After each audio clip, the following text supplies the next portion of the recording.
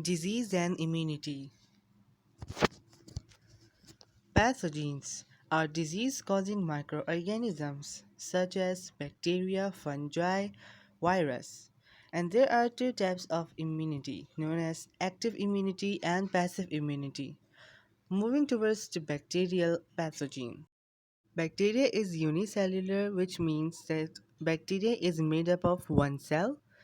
It releases toxins in its cell, which is harmful for human body, and because of its small size, it can easily enter the human body or can penetrate the body. It is extremely harmful and causes disease in the human body, pressurizing the cell to burst, and this causes expand bacteria around the body. As bacteria is a parasite, it is very harmful for human body if it enters once. Fungal pathogen is a filamentous organisms consist of hyphae, whereas filamentous means a thread-like structure made of fiber. A bunch of hyphae is called mycelium. Hyphae can store glycogen. Some fungi is parasite and mostly they are pathogen. The cell wall of fungi is made up of chitin. Virus truly consists of no specified cell contents, but is subcellular organisms. Why then we consider virus as a living organism? This is because they can only reproduce inside host living cells. Viruses are pathogenic and parasite and are visible through electron microscope, and they consist of protein coat, consist of nucleic acid, DNA or RNA.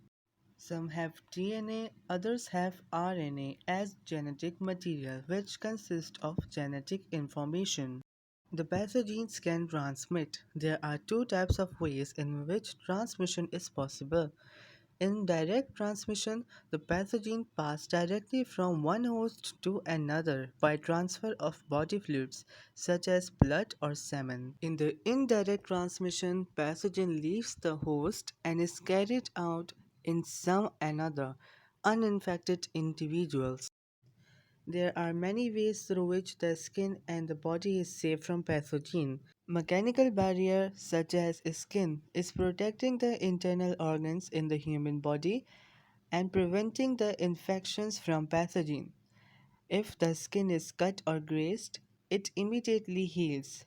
This action is done by the platelets, and the hairs in nose prevent the bacteria to enter the lungs. Chemical barrier such as mucus, which is prevent in the outer layer of internal organs, especially in your stomach and your trachea.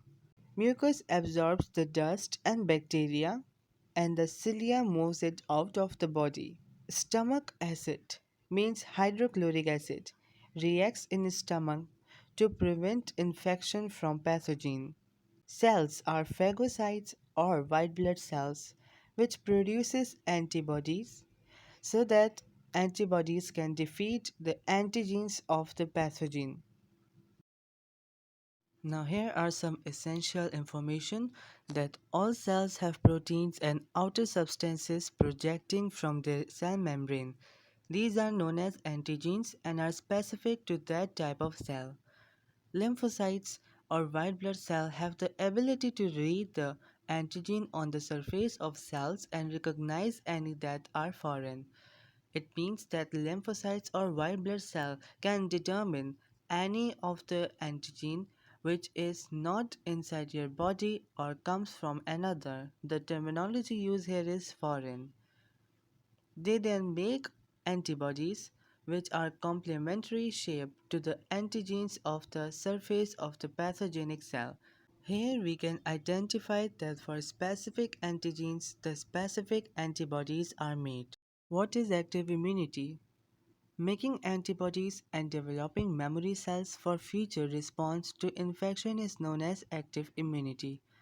The responses are making of antibodies by lymphocytes or the vaccination. It is a slow acting but a long lasting term.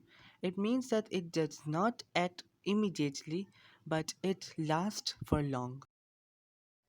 Passive immunity is fast acting and is short term defense. It consists of ready made antibodies from another source, such as from mother to infant via breast milk, injected bodies. They do not make their own antibodies or memory cells. It is important because an infant cannot have their own antibodies to defense against the pathogen. So, through the mother, via breast milk, the infant can defend itself. Injected antibodies are essential as antibodies and memory cells are not made.